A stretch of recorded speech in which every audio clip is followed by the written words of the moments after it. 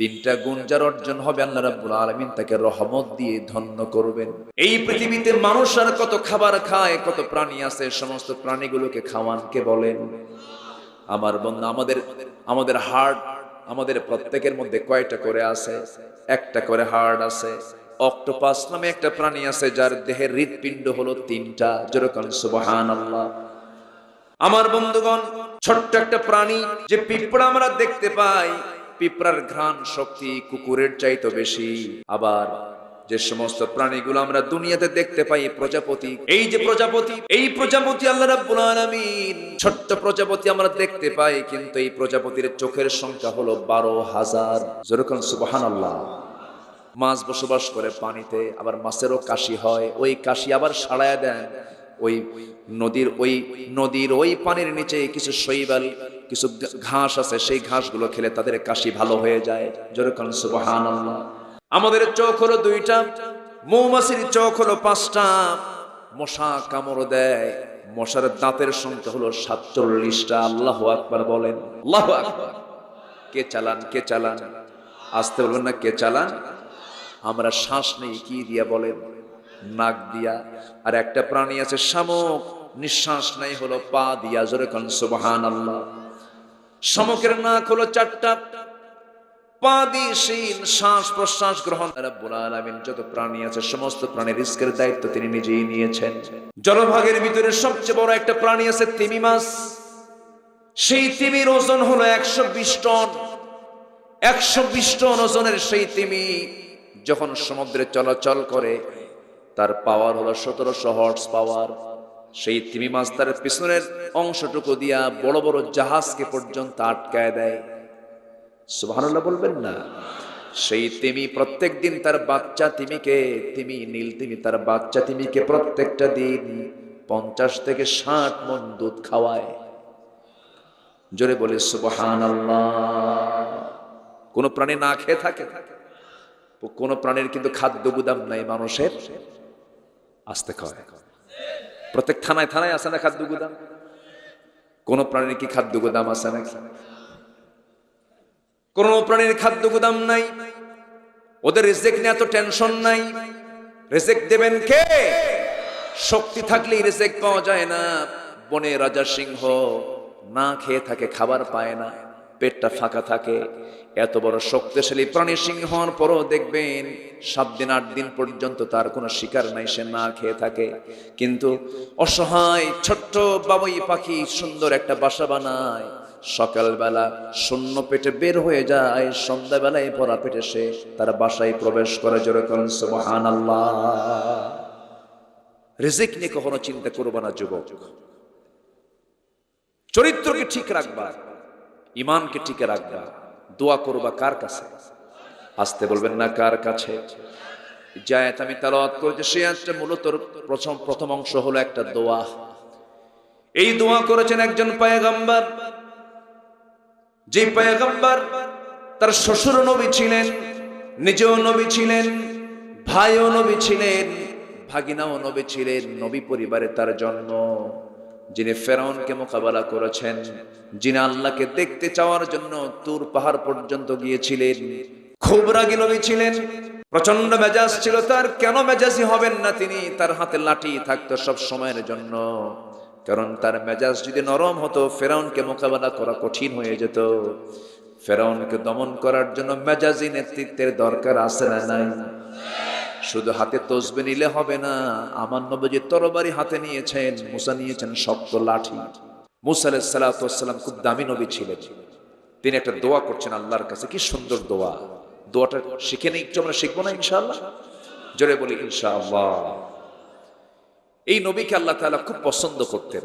আল্লাহ নিজে তার সঙ্গে ডাইরেক্ট কথা বলতেন। এটা শুধু এই নবীর সঙ্গেই হতো, সরাসরি কথা বলতেন। তবে দেখা হতো না, শুধু কথা হতো। একদিন বলতেছেন, আল্লাহ সারা জীবন তো অডিও কল মারলাম, আজকে একটু ভিডিও কল মারি। আল্লাহ কি কথা কি বুঝতেছেন? কল তো 2 প্রকার, একটা অডিও আর একটা কি ভিডিও।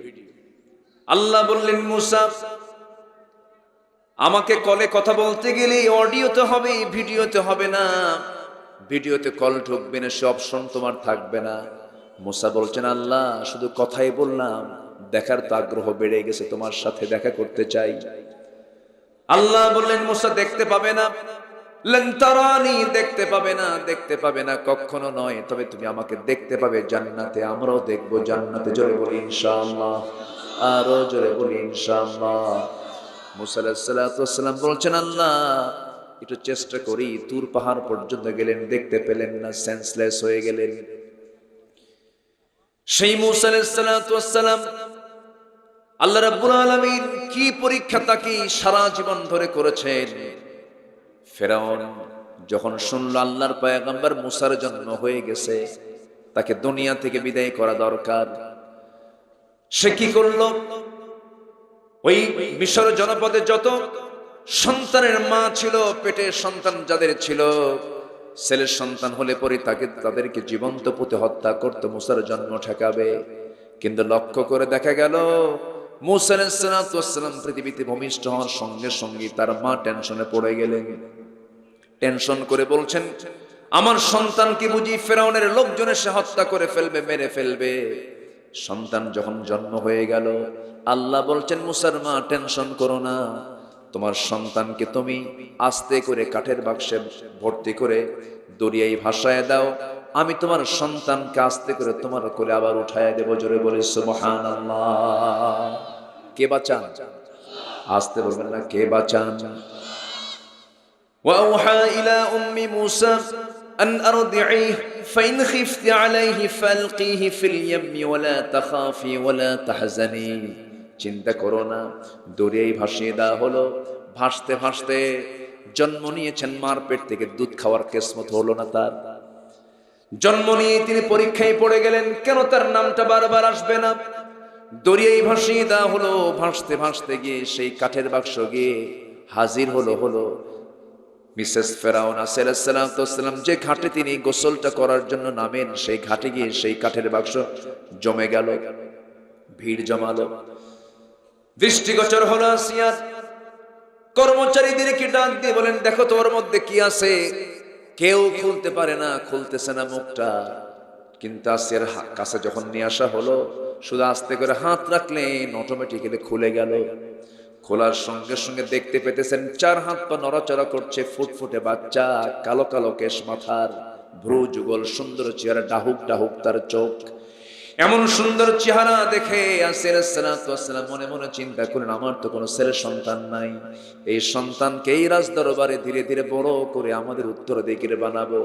এই স্বপ্নে বিভোর হয়ে আসিয়া আলাইহিস সালাম মুসা আলাইহিস সালামকে কোলের মধ্যে করে নিয়ে যখন রাজপ্রাসাদের মধ্যে ঢুকতে নিলেন, সামনে ফেরাউন দাঁড়ায় বলে, আসিয়া তোমার কোলে এটাকে কুররাত আইনিন লি ওয়ালাক, আমার চক্ষু শীতলকারী, আপনার চক্ষু শীতলকারী সন্তান দেখেন, দিলটা জুড়ে যাবে, মনটা ভরে যাবে। এই কথা শোনার সঙ্গে সঙ্গে ফেরাউন বারবার সন্তানের দিকে তাকায়, সুন্দর চেহারার দিকে তাকায়, মনে মনে চিন্তা করতেছে, হাজার হাজার শিশু যার ভয় হত্যা করলাম, বুঝতে পারছে এটাই বুঝি মুসা হবে। কি ভয় দেখেন, সোরের মন কি। আসিয়া আলাইহিস সালাম বলছেন, স্বামী আমার, আপনি কি চিন্তা করেন? ফেরাউন বলছে, আসিয়া, হাজার হাজার শিশু যার ভয়ে হত্যা করলাম, মনে হয় সেই শিশুটা আমার ঘরে ঢুকে পড়তেছে, এটাই বুঝে মুসা হবে।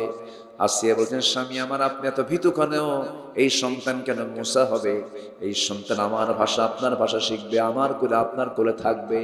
আপনি যত কিছুই করেন না কেন, এই সন্তানকে আমি মারতেই দেব না।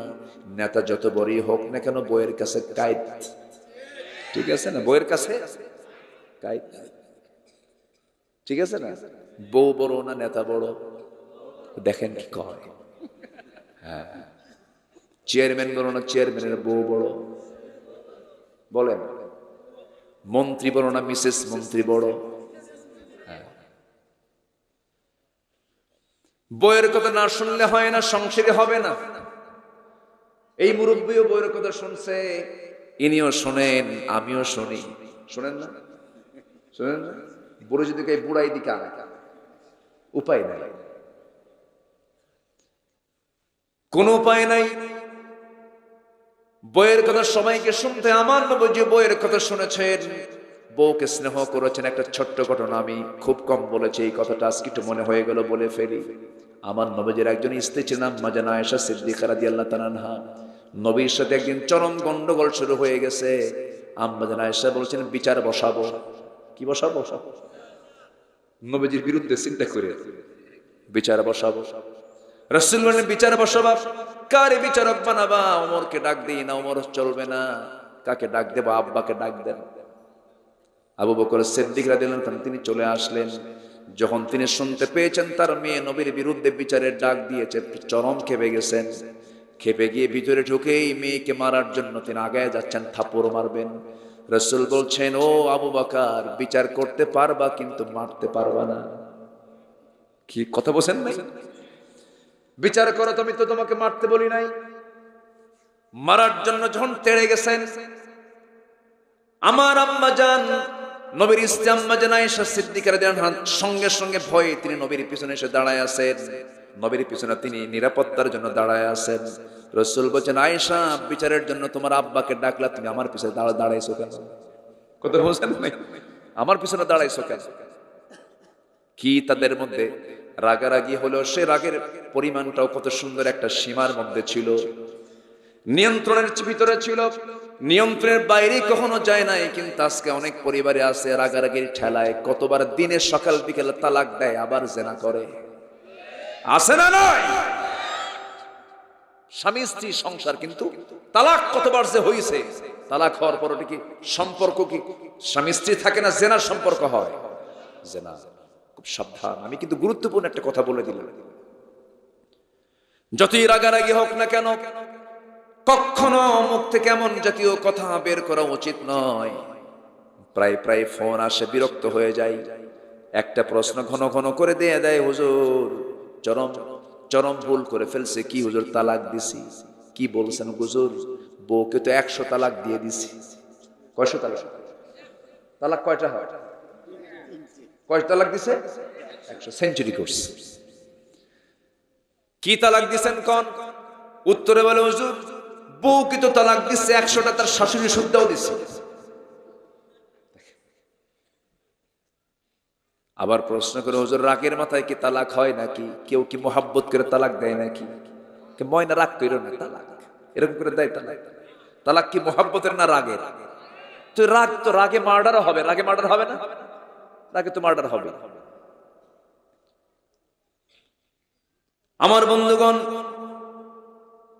প্রশ্ন করেছিলাম বউ বড় না চেয়ারম্যান বড় না চেয়ারম্যানের বউ বড়? অনেকেই বলেছেন চেয়ারম্যানের বউ বড়। হ্যাঁ, কোন অংশে কেউ কম নয়। আল্লাহ তাআলা স্ত্রীর মর্যাদাও দিয়েছেন, স্বামীর মর্যাদাও দিয়েছেন। তবে এর মধ্যে আল্লাহ তাআলা একজনকে নেতা বানিয়ে দিয়েছেন। নেতা হবে বউ না স্বামী? আসতে কয়, বউ না স্বামী? পরিবারের দায়িত্ব পালন করবে বউ না স্বামী? খাওয়াবে কে, বউ না স্বামী? স্বামীর খাওয়ানো ফরজ। স্বামীর খাওয়ানো ফরজ। স্বামীর দায়িত্ব পালন করা ফরজ। আমার বন্ধুগণ, পুরুষ সিনিয়র না মহিলা সিনিয়র? ভালো করে কন। আদম সিনিয়র না হাওয়া সিনিয়র? তাহলে সিনিয়রের দাম বেশি হয় না জুনিয়রের দাম বেশি হয়? দেশ চলছে, দুনিয়া চলছে সিনিয়র দিয়ে না জুনিয়র দিয়ে? আলহামদুলিল্লাহ। রাগ করতেছেন? আকলমন্দ ইশারা বাসা। সচেতন ব্যক্তির জন্য ইঙ্গিতটাই যথেষ্ট। বইয়ের দামও কোন অংশে কম না, কিন্তু বউকে বইয়ের জায়গায় রাখতে হবে, স্বামীকে স্বামীর জায়গায় রাখতে হবে। আসসালাম স্বামীকে ডাক দিয়ে বলেন, স্বামী আমার, এই সন্তানকে আমি কখনো মারতে দেব না। ফেরাউন বলল ঠিক আছে, কিন্তু এবার আসিয়া বলছেন, স্বামী আমার, এই বাচ্চার তো মা নাই, দুধ খাওয়াতে হবে, কি ব্যবস্থা করা যায়? ফেরাউন নিজেই গোটা দেশে ফরমান জারি করলো, কোন মহিলা আছো আমার আসিয়া একটা সন্তান পালক নিয়েছে, কে দুধ খাওয়াবে? বিশাল বিশাল তাকে বেতন দেওয়া হবে। শত শত মহিলা চলে আসলো। কোন মহিলার স্তনকে মুসা আলাইহিস সালাম একটা বারের জন্য মুখের মধ্যে নিলেন না। সন্তানটার বয়স 3 দিন হয়ে গেছে, মুখে কোনো খাবার আসে না। হঠাৎ করে মুসা আলাইহিস সালামের ছোট খালাম্মা দরবারের মধ্যে ঢুকে আসিয়াকে লক্ষ্য করে বলছে, আসিয়া শোনো, আমার খোঁজে একজন মহিলা আছে, খুব আবেদা সালেহা, খুব ভালো মহিলা, চরিত্রবতী মহিলা। ওই মহিলাকে এই সন্তানটা মনে হয় মা বানাতে পারে। মানে মুসার মার কথা বললেন তিনি। মা চলে এলেন, আসিয়ার সামনে যখন দাঁড়ালেন, সন্তানটা কোলের মধ্যে নিলেন। মা সন্তানকে চিনলেন, সন্তান মাকে চিনলেন। আমি দুধে হয়ে গেল, সুন্দর করে দুধ খাওয়া শুরু হয়ে গেছে। আসিয়ার মুখে হাসির ঝিলিক দেখা দিল। আসিয়া বলছে, মহিলা, হাজার হাজার মহিলা আসলো দুধ খাওয়াতে, কাউকে সে মা বানায়নি, তোমাকে পছন্দ করেছে। আমি কিন্তু তোমাকে 2 বছর এই দরবার ছেড়ে যেতে দেব না। মুসার মা, আমি তো এটাই চাই রে। যেরকম সুবহানাল্লাহ, আমি তো এটাই চাই। সন্তান ছেড়ে আমি দূরে থাকতে চাই না। সবচেয়ে সর্বোচ্চ বেতন দেওয়া হলো তাকে, এবং বলা হলো, ও মহিলা শোনো, সন্তানকে তুমি দুধ খাওয়াবা, সর্বোচ্চ বেতন তোমাকে দেওয়া হবে, এবং তোমার জন্য বরাদ্দ হবে সবচেয়ে দামি ঘর, যেখানে দক্ষিণা হওয়া বয়, শীতাতপ নিয়ন্ত্রিত ঘর, সেই ঘর তোমার জন্য বরাদ্দ করে দেওয়া হলো। আল্লাহ বলছেন, ফেরাউন রে, আমার মুসাকে মারবি তো দূরের কথা, তোর বাড়ির 1 নম্বর রুম দখল, 1 নম্বর রুম দখল হয়ে গেছে। মুসার মা, মুসা কি দুধ খাওয়াবে আর মাসে মাসে তোর পকেট থেকে টাকা খসাবে। যেরকম আল্লাহু আকবার। সন্তানটার বয়স 2 বছর হয়ে গেছে। একটা দিন ফেরাউন সন্তানকে কোলে নেয় নাই, মুসা আলাইহিস সালামকে কোলে নেয় নাই। আসিয়া একদিন বলছে, স্বামী আমার, এই সন্তানটা এই দরবারে বড় হলো, আপনি কত বড় পাষাণ, একটা দিনের জন্য সন্তানকে কোলে নিলেন না। সঙ্গে সঙ্গে ফেরাউন বইয়ের সন্তুষ্টি অর্জন করতে গিয়ে হাত টাগায় দিয়ে বলছে, আসিয়া দাও, সন্তানটা কোলে দাও। নতুন কোলে কিন্তু সন্তান সহজ উঠতে চায় না। কে তো ফেরাউন, আবার নতুন কোল উঠতে চাচ্ছেন না। কিন্তু ফেরাউন জোর করে সন্তানকে কোলে নিয়ে থাকলেও হতো, কিন্তু সন্তানকে কোলে নিয়ে আস্তে করে ফেরাউন করলো কি, তার ঠোঁটটা তার গালের দিকে আগায় দিয়ে তাকে চুমু খাবে। ফেরাউন চেষ্টা করতেছে, কিন্তু হচ্ছে না, বারবার তিনি মুখ ফিরায় নিচ্ছেন। এক পর্যায়ে জোরপূর্বক স্বৈরাচারী কায়দায় যখন 2 হাত দিয়ে মাথা চেপে ধরে যখন ফেরাউন মুসা আলাইহিস সালামের গালে গিয়ে যখন চুমু দিতে উদ্যত হয়েছে, মুসা আলাইহিস সালাম চুমু খেতে দেবেন না, আস্তে করে হাতটা বের করে দিয়া আস্তে করে তার গাল বরাবর একটা থাপ্পড় মেরে দিয়েছেন। এক থাপ্পড় খায় মাথা চক্কর মারতে মারতে সে কিছুই দেখতে পাচ্ছে না। এক পর্যায়ে বলছে, আসিয়া শোনো, সন্তানটা কোলে নাও, আমি বুঝতে পেরেছি এটাই হবে আল্লাহর পয়গম্বর মুসা। আসিয়া বলছেন, সামনে কেমন করে আপনি বুঝলেন আমার স্বামী আল্লাহর পয়গম্বর হবে? সঙ্গে সঙ্গে ফেরাউন বলতেছে, শোনো, সন্তান কোলে নিয়েছি আমি, আমার জীবনে এমন থাপ্পড় কপালে কখনো জোটে নাই যে থাপ্পড়টা সে আমাকে মেরেছে, আমার মাথা ঠিক নাই, এটাই বুঝে আল্লাহর পয়গম্বর মুসা হবে, ওকে আমি মেরে ফেলবো, হামানকে ডাকবো। আলাইহিস সালাম বলছেন, স্বামী আমার, এই ছোট্ট 2 বাচ্চার থাপ্পড় খেয়ে কেউ যদি চিত হয়ে পড়ে, সে কেমন করে রব হয়, এই সমস্ত কথাগুলো কাউকে বলতে যায় না, মান সম্মান শেষ হয়ে যাবে। ফেরাউন কয়, তাই তো, এই কথা তুমিও কাউরে কইও না। যেরকম সুবহানাল্লাহ। বাঁচানকে, আসতে বলবেন না, বাঁচানকে আল্লাহ তাআলা। ধীরে ধীরে মুসা আলাইহিস সালাম শত্রু ঘরে বড় হলেন, যৌবন পেলেন। খুব রাগী নবী হওয়ার কারণে কোন এক বেচারি এসে তার সামনে বেয়াদবি করতেছিল, থাপ্পড় মেরেছেন শাসন করার জন্য, কিন্তু মরে গেছে। এক থাপ্পড় মাজারের সাইজের এক থাপ্পড় মেরে দেওয়ার সঙ্গে সঙ্গে সে যখন মরে গেল, মরার সঙ্গে সঙ্গে আল্লাহকে বলছে, আল্লাহ, আমি তোকে শাসন করার জন্য মারছিলাম, থাপ্পড় কিন্তু মরে গেছে, দোষ কিন্তু আমার না, দোষ কিন্তু তোমার। যেরকম সুবহানাল্লাহ। আল্লাহ বলছেন, মুসা, তুমি এই জায়গায় থাকতে পারবা না। ফেরাউন হত্যার হুলিয়া জারি করে দিল। ফেরাউন চতুর্দিকে লোকজন রেডি করে বলছে, মুসাকে যেখানেই পাবে সে তো খুন করেছে, তাকে দুনিয়া থেকে বিদায় করে দেব। আল্লাহ বলছেন, মুসা, এই জায়গায় থাকতে পারবে না, দেশ ছাড়ো। হিজরত করলেন, যেদিকে চোখ চলে যায় রওনা দিলেন। ইয়েমেন চলে গেলেন, মাদিয়ান চলে গেলেন। মাদিয়ান যাওয়ার পর সেখানে গিয়ে প্রচন্ড ক্ষুধার্ত অবস্থায় তিনি থাকলেন, তৃষ্ণার্ত অবস্থায় থাকলেন। সামনে একটা কূপ পেলেন, কূপের পাশে গিয়ে দাঁড়ালেন, কূপ থেকে পানি তুললেন, পানি পান করলেন। কিন্তু হঠাৎ করে দেখেন দুইজন মহিলার সামনে এসে দাঁড়ায় আছে হাতে বালতি নিয়ে, কূপ থেকে পানি নেবে কিন্তু তারা নিচ্ছে না পানি। মুসা আলাইহিস সালাম বললেন, শোনো মহিলারা, এই জায়গায় তোমরা দাঁড়ায় আছো কেন? বলতেছে, আবুনা শাইখুন কাবীর, আমাদের আব্বা খুব বুড়া মানুষ, বাড়িতে কোনো পুরুষ মানুষ নাই, এই জন্য আমরা বাইরে বের হয়েছি, প্রয়োজনে পানির জন্য এসেছি, পানি নেব, পানি নিয়ে যাও। পারবো না একা কেন? ঢাকনা আছে, টান দিতে 7 থেকে 8 জন মানুষের প্রয়োজন হবে, আমাদের সেই শক্তি নাই। মুসা ইসলাম মনে মনে ভাবলেন, মহিলা মানুষ, সন্ধ্যা হলে তো কষ্ট বেড়ে যাবে, সমস্যা হবে, দাও বালতি, আমি তোমাদেরকে হেল্প করি। হাতের বালতি ওই মহিলার কাছ থেকে নিয়ে মুসা আলাইহিস সালাম সেবার জন্য তিনি চলে গেছেন সেই কূপের কাছে। ঢাকনায় হাত দিলেন, তিনি একা ঢাকনায় হাত দিয়েছেন, যেটা টান দিতে 7 থেকে 8 জন পুরুষ মানুষ লাগে। বাম হাতে ধরলেন, ফিকা মারলেন, কয়েক হাত দূরে গিয়ে ছিটকে পড়লো মহিলা দুইজন। থরথর করে কাঁপে আর মনে মনে চিন্তা করছে, এটা মানুষ না অন্য কিছু, কি হাতের শক্তি! আশ্চর্য তারা হয়ে গেল। মুসা আলাইহিস সালাম এক বালতি পানি তুলে দিয়ে বললেন, যাও নিয়ে চলে যাও, সন্ধ্যার পরে মেয়েদের বাইরে থাকতে নেই, চলে যাও সোজা বাড়িতে।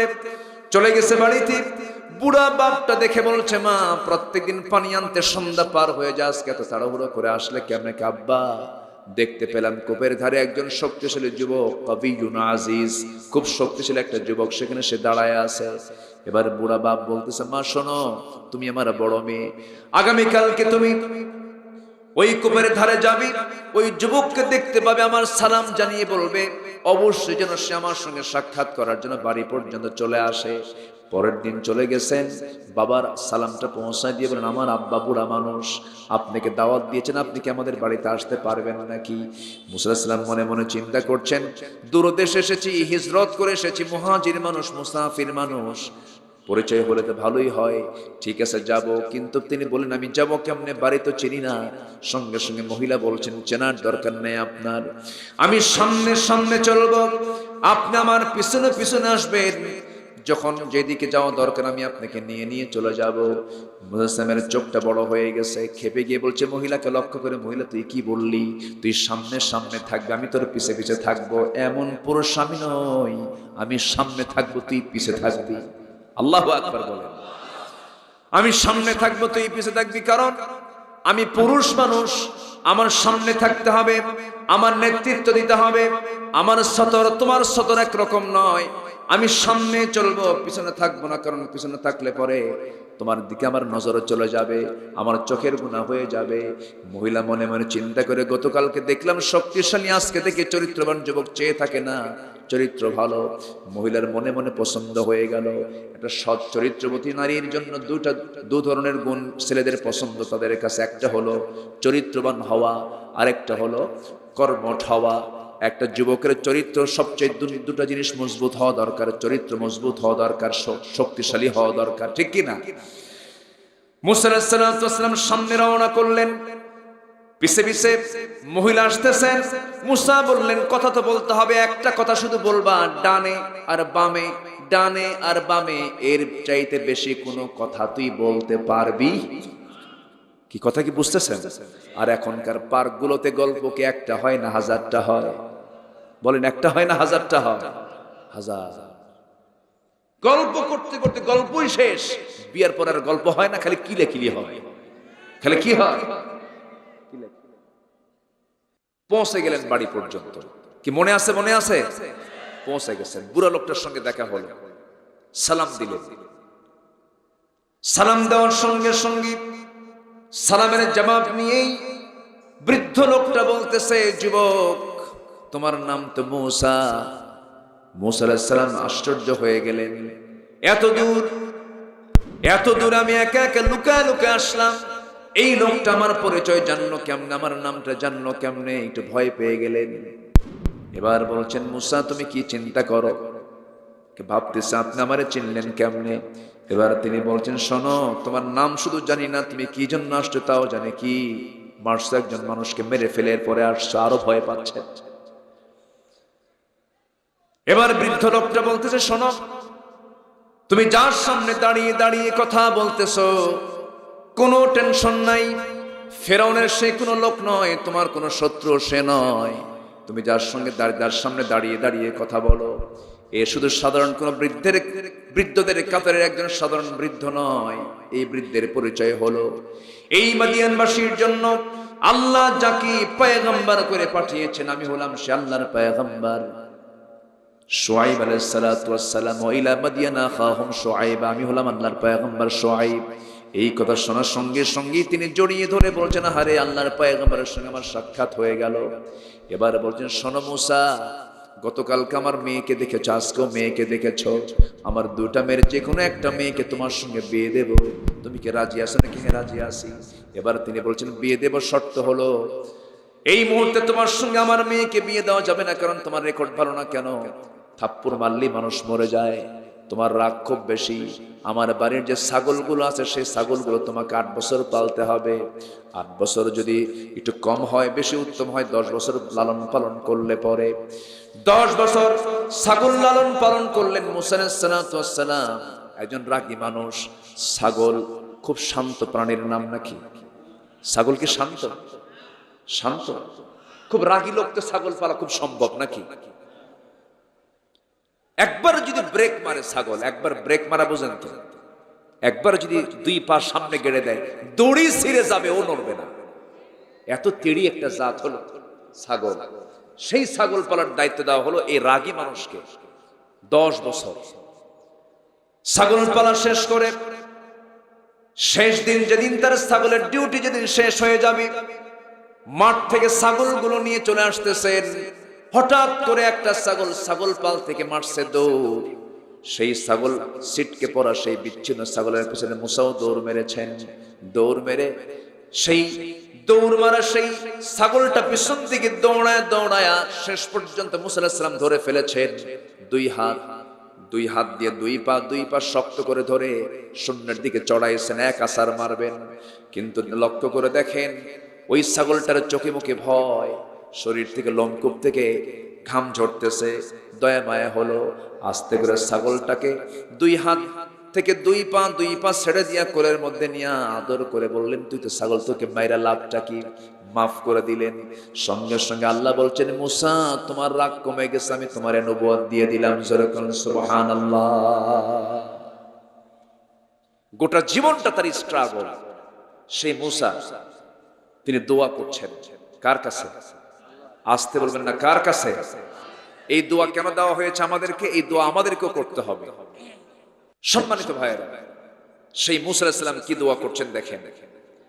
তিনি আল্লাহকে লক্ষ্য করে বলছেন, সূরাতুল আরাফ 156 নম্বর আয়াত, ওয়াকতুব লানা ফি হাযিহিদ দুনিয়া হাসানাতাও ওয়া ফিল আখিরাতি ইন্না হুদনা ইলাইক ক্বালা আযাবি উসীবু বিহি মান আশা ورحمتي وسعت كل شيء।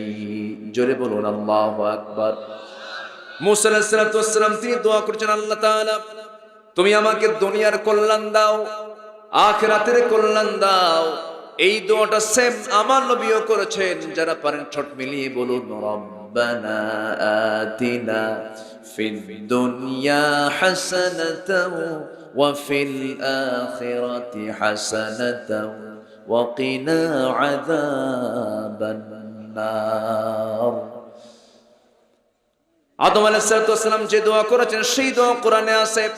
যারা পারেন ঠোঁট মিলিয়ে বলেন, রব্বানা যালামনা আনফুসানা ওয়া ইল্লাম তাগফির লানা ওয়া তারহামনা লানাকুনান্না মিনাল খাসিরিন। আমাদের জাতির পিতাকে একটু জোরে বলেন, আরো জোরে, আরো জোরে, আরো জোরে। এই জায়গায় কিন্তু কোনো প্যাঁচ লাগানো যাবে না। এটা নির্দিষ্ট বিষয়, নির্ধারিত বিষয়। আল্লাহ সিলেক্ট করে দিয়েছেন। সূরা হজের শেষ আয়াতটা বারে থেকে দেখবেন, মোল্লার কথা নয়, কোন হুজুরদের কথা নয়, কোন আলেমদের কথা নয়, এটা আল্লাহর কথা। সূরা হজের শেষ নম্বর আয়াত আল্লাহ বলছেন, মিল্লাতা জাতি মিল্লাতা আবিকুম আবুন মানে পিতা, কুম মানে তোমাদের, তোমাদের জাতির পিতা ইব্রাহিম, মিল্লাতা আবিকুম ইব্রাহিম ওয়া সাম্মাকুমুল মুসলিমিন, কে বলে দিয়েছেন? আসতে বলবেন না, কে বলে দিয়েছেন? আল্লাহ। ক্বালা ইন্নী জাইলুকা লিন-নাসি ইমামা, আল্লাহ তাকে গোটা মানব মণ্ডলীর নেতা বানিয়ে দিয়েছিলেন। ইব্রাহিম আলাইহিস সালাম যে দোয়া করেছেন সেই দোয়া কোরআনে কোট করা হয়েছে। আমরা তো বড় ভাগ্যবান, কোরআনটা পাওয়ার কারণে সমস্ত নবীর দোয়া আমরা পেয়েছি। কিন্তু আদমের সময় যাদের জন্ম হয়েছিল তারা তো এই দোয়াগুলো পান নাই। নূহ আলাইহিস সালামের সময়, যে সময় নূহ আলাইহিস সালাম এসেছিলেন সেই সময় ওই লোকগুলো এই দোয়াগুলো পান নাই। কিন্তু আমরা শেষ নবীর উম্মত হওয়ার কারণে ম্যাক্সিমাম নবীর দোয়াগুলো আমরা পেয়েছি। জোরে বলি আলহামদুলিল্লাহ। জাতির পিতার দোয়া কি সবাই বলেন? রব্বানা তাকাব্বাল মিন্না ইন্নাকা আনতাস সামিউল আলিম ওয়া তুব আলাইনা ইন্নাকা আনতাত তাওয়াবুর রহিম। আল্লাহর পয়গম্বর ইউনূস আলাইহিস সালামের দোয়া আছে না নাই? আসতে বলবেন না, আছে না নাই? একটা দোয়া, তার বিখ্যাত দোয়া আছে, সেই দোয়া পড়েছেন মাছের পেটে। কিসের পেটে বলেন? মাছের পেটে। যারা পারেন ঠোঁট মিলিয়ে বলুন, লা ইলাহা ইল্লা আনতা সুবহানাকা ইন্নী কুনতু মিনাজ জালিমিন। আল্লাহ বলছেন, ও ইউনূস, এই মাছের পেটে যদি তুমি এই দোয়াটা না পড়তা, লালাবিসা ফি বাতনিহি ইলা ইয়াউমি ইউবআসুন, কিয়ামত পর্যন্ত আমি তোমাকে এই মাছের পেটে রেখে দিতাম। বিপদ থেকে উদ্ধার করবেন কে? আসতে বলবেন না, কে? চাইতে হবে কার কাছে? আসতে বলবেন না, চাইতে হবে কার কাছে? আল্লাহর কাছে। এরকম করে সকলকে আল্লাহ রাব্বুল আলামিন ম্যাক্সিমাম পয়গম্বরের দোয়া আল্লাহ রাব্বুল আলামিন কোরআনে কোট করে দিয়েছেন। এরপরে এই দোয়াটা তিনি করছেন, আল্লাহ তুমি দুনিয়ার কল্যাণ দাও, আখিরাতের কল্যাণ দাও। আখিরাতের কল্যাণ হলো জান্নাত পাওয়া, আর দুনিয়ার কল্যাণ হলো জান্নাতে যাওয়ার জন্য যে গুণগুলো, সেই গুণগুলো অর্জন করা। আল্লাহ তুমি দুনিয়ার হাসানা দাও, আখিরাতের হাসানা দাও, তোমার কাছেই তোমরা প্রত্যাবর্তন করব। এরপর আল্লাহ নিজেই বক্তব্য দিতে নিয়ে এবার করা শব্দ প্রয়োগ করে বলছেন, ক্বালা আযাবি উসিবু বিহি মান আশা, আমি যাকে ইচ্ছা তাকে শাস্তি দেই, এমন ক্ষমতা কার? আসতে বলবেন না, কার? আল্লাহ। শাস্তি দেওয়ার যোগ্যতা কার? আল্লাহ বলছেন, আমি যাকে ইচ্ছা তাকে শাস্তি দেই। কি ক্ষমতা তার? অতএব শাস্তি থেকে বাঁচতেই যদি হয়, শাস্তি থেকে বাঁচার জন্য চাইতে হবে কার কাছে? আল্লাহর কাছে।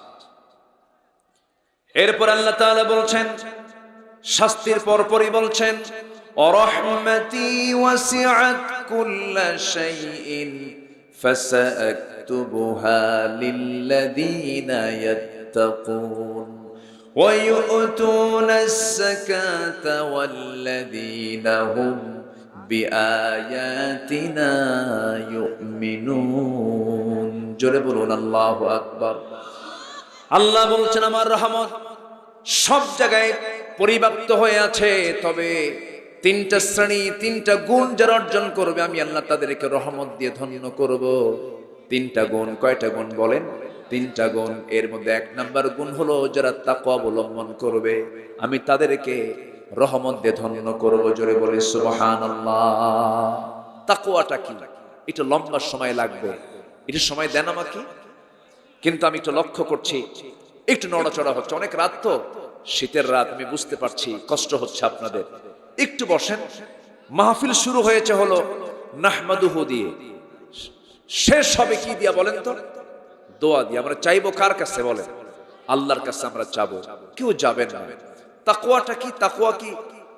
যে তাকওয়া অবলম্বন করে সে কি কখনো বান্দার হক নষ্ট করে? সে কি সুদের কারবারে যায়? আমার দেশে সুদ আছে না নাই? আচ্ছা, এই দেশের সুদ কি ওয়াজ করে কখনো বন্ধ করা যাবে? ওয়াজ করে বন্ধ করা যাবে?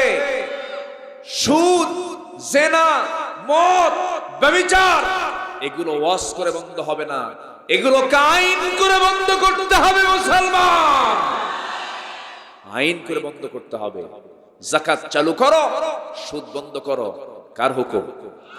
আসতে বলবেন না, কার হুকুম?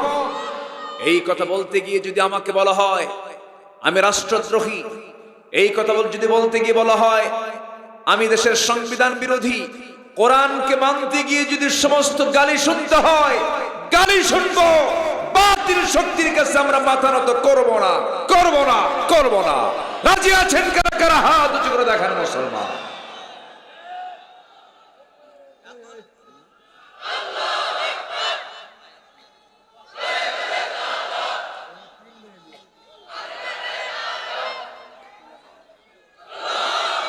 কোরআন ছাড়া অন্য কিছু, কোরআন হাদিস যেখানে, আমার নেতা তোমার নেতা, আল্লাহ কবুল করুন। আমার রবকে, আমার রবকে, আমার নেতা মুহাম্মদ সাল্লাল্লাহু, আমার দলের নাম কি?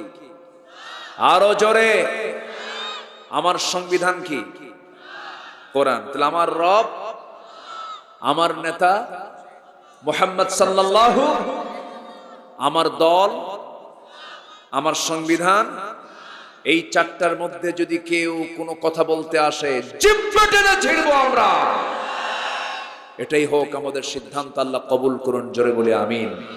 এটার নাম হলো তাকওয়া। এটার নাম কি? তাকওয়া। তাকওয়া মানে হলো, দেখে আমি বলি, বনের সম্পত্তি বনকে বুঝে দেওয়া।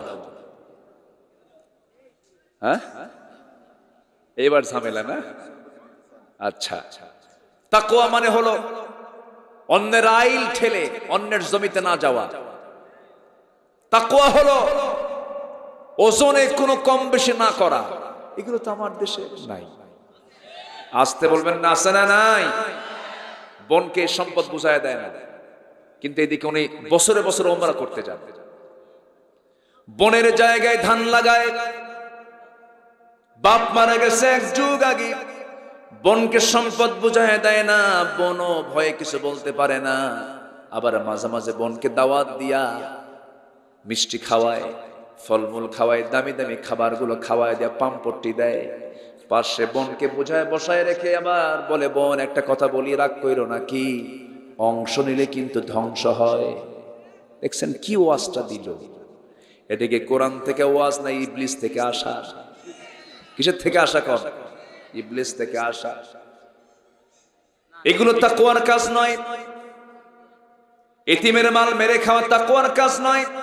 অনেক চাচা আছে, ভাই মারা গেছে, এতিমের মাল চাচা মেরে খায়। এমন চাচা তো উল্লা পাড়ায় পাওয়া যাবে না।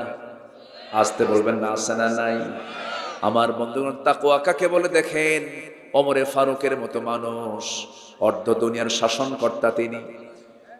এক বোতল তিনি মধু পেয়েছেন, রাষ্ট্রের পক্ষ থেকে এক বোতল মধু তিনি নিয়ে এসে বাড়িতে ভাবলেন এই মধুর বোতলগুলো প্রতিবেশী সহ সবাইকে সমান ভাগে ভাগ করে দিতে হবে।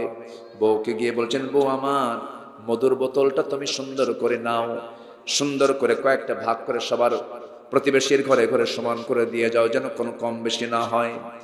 এই কথা শেষ না হতেই ওমরে ফারুক করলেন কি, মধুর বোতল আবার হাতের মধ্যে নিয়ে বলছেন, বউ তোমাকে আমি এটা ভাগ করতে দেব না। বউয়ের মন খারাপ হয়ে গেল, স্ত্রী মন খারাপ হয়ে গেল। এক প্রতিবেশীর হাতে দিলেন আর বললেন, আমাকে সমান করে একটা অংশ আমাকে দিয়ে যাবে। ওনার অংশের মধুটা নিয়ে স্ত্রীর সামনে গিয়ে দাঁড়িয়ে মুচকি হাসি মেরে বলছে, বউ আমার আল্লাহর কসম করে বলি আমি তোমাকে অবিশ্বাস করি না, আমি তোমাকে বিশ্বাস করি, কিন্তু তোমাকে আমি মধু মাপতে দেই নাই, মধু ভাগ করতে দেই নাই একটা কারণে। কারণ এই মধু ভাগ করতে গেলে, মধু তো তরল জিনিস, এই তরল জিনিস ভাগ করতে গিয়ে যদিও সমান কম বেশি তুমি করবে না, সমান ভাগে ভাগ করবে, কিন্তু ভাগ করতে নিয়ে হাতের সংস্পর্শ লাগবে। হাতের মধ্যে 2 ফোঁটা হোক, 1 ফোঁটা হোক, 4 ফোঁটা হোক, 5 ফোঁটা হোক, মধু তোমার হাতে লেগে যাবে। এতটুকু মধু আমাদের অংশে বেশি আসুক এটা আমি চাই নাই, মনে করে মধুভাগের দায়িত্ব আমি অন্যজনকে দিয়েছি। এটার নাম তাকওয়া। এটার নাম কি? তাকওয়া। তাকওয়া কাকে বলে? আমার বন্ধুগণ, সাইয়েদনা ওমর ফারুক বসে আছেন, এক কার্টুন আপেল এসেছে, সেটা রাষ্ট্রের আপেল। বন্টন করার আগেই তার ছোট্ট ছেলে সেই কার্টুন থেকে একটা আপেল বের করে নিয়ে মুখের মধ্যে নিয়েছে। ওমরে ফারুক মুখের মধ্যে নখ ঢুকায় আপেলটা বের করে বলছেন, যা তোর মায়ের কোলে চলে যা, মা এই দৃশ্য দেখে মা বলে ফেলতেছেন, স্বামীকে ডাক দিয়ে বলছে না, আমার স্বামী ওমরে ফারুক রাদিয়াল্লাহু তাআলা আনহু ছোট্ট বাচ্চা নয়, একটা আপেল মুখিয়ে নিল, আপেল তো আমরা আমাদের ভাগে পাবো, কি দরকার ছিল, একটা আপেল নয় আমরা কম নিতাম। ওমরে ফারুক বলছেন, শোনো আমার স্ত্রী, যে আপেলটা ভাগের আগে সে মুখে নিয়েছে, আমার ভাগে যে সে আপেলটা আমার ভাগে পড়বে তার গ্যারান্টি কি, এই জন্য আমি তাকে খেতে দেই নাই। সুবহানাল্লাহ বলবেন না? এরকম প্রচন্ড শীতের রাত, সাইয়েদনা আলী ঠান্ডার মধ্যে থরথর করে কাঁপতেছেন, পাশে রাষ্ট্রের কম্বল। সবাই বলে ফেলল, আলী এত কম্বল থাকতে তুমি ঠান্ডায় কাঁপতেছো, এটা কেমন করে, একটা কম্বল গায়ে দিয়ে নাও।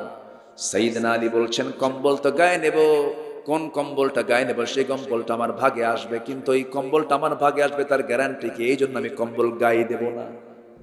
জোরে কান সুবহানাল্লাহ। নাম্বার 3 হলো, আমি যে আয়াতগুলো দিয়েছি, আয়াতের প্রতি যাদের বিশ্বাস আছে আমি তাদেরকে রহমত দিয়ে ধন্য করব। আল্লাহ বলেন, আমি তাদের জন্য আসমানের দরজা খুলে দেব। আল্লাহু আকবার, আসমানের দরজা খুলে দেব। আসমান কত মাইল দূরে বলেন তো? পৃথিবীতে কেউ কি হিসাব করতে পেরেছে? এক সূর্যেরই তো ধারণা নিতে পারে না। মহাশূন্য পড়ে আছে, এটা তারকা কত বড়, সূর্য পৃথিবী থেকে 13 লক্ষ গুণ বড়, বেটেল জুইস তারকা সূর্যের চাইতে 33 কোটি গুণ বড়। আল্লাহু আকবার। এই বিশাল মহাশূন্য, যদি কেউ আল্লাহর রহমত পেতে চায়, আসমানের দরজা খুলে নিতে চায়, আমরা আল্লাহর আয়াতকে আমরা বিশ্বাস করব। জোরে বলি ইনশাআল্লাহ। আমরা এই 3টা গুণ অর্জন করব। জোরে বলি ইনশাআল্লাহ।